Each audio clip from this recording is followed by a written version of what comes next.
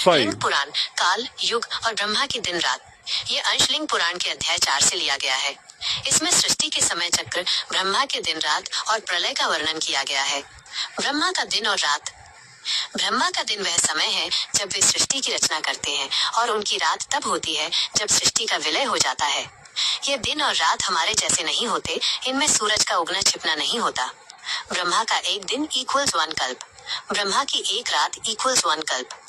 ब्रह्मा के दिन के दौरान देवता, ऋषि और प्रजापति मौजूद रहते हैं, लेकिन रात होते ही सभी का विलय हो जाता है। अगली सुबह वे फिर से जन्म लेते हैं।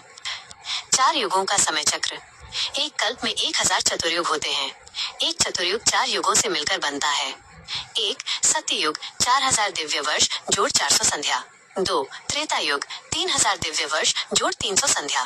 3 द्वापर युग 2000 दिव्य वर्ष जोड़ 200 संध्या। 4 कलियुग 1000 दिव्य वर्ष जोड़ 100 संध्या। समय की विस्तृत गणना। यहाँ समय को अलग अलग इकाइयों में समझाया गया है। मनुष्य के लिए 15 निमेष इक्वल्स 1 काष्ठा, 30 काष्ठा इक्वल्स 1 कला, 30 कला इक्वल्स 1 मुहूर्त, 15 मुहूर्त इक्वल्स 1 दिन या एक रात। पितरों के लिए मनुष्यों का कृष्ण पक्ष अमावस्या से पूर्णिमा इक्वल्स पितरों का एक दिन। मनुष्यों का शुक्ल पक्ष पूर्णिमा से अमावस्या इक्वल्स पितरों की एक रात। 30 मानव महीने इक्वल्स पितरों का एक महीना। 100 मानव वर्ष इक्वल्स पितरों के लगभग 3 वर्ष। देवताओं के लिए मनुष्यों के 360 वर्ष इक्वल्स देवताओं का 1 वर्ष। सूर्य का उत्तरायण मकर से मिथुन इक्वल्स देवताओं का दिन। सूर्य का दक्षिणायन कर्क से धनु इक्वल्स देवताओं की रात्रि।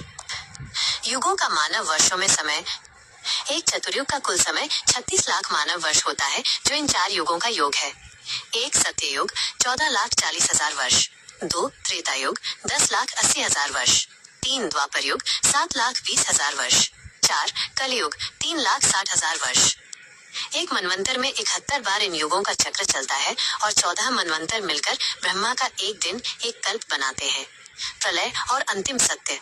कल्प के अंत में सब कुछ नष्ट हो जाता है, देवता, लोक और पूरी सृष्टि।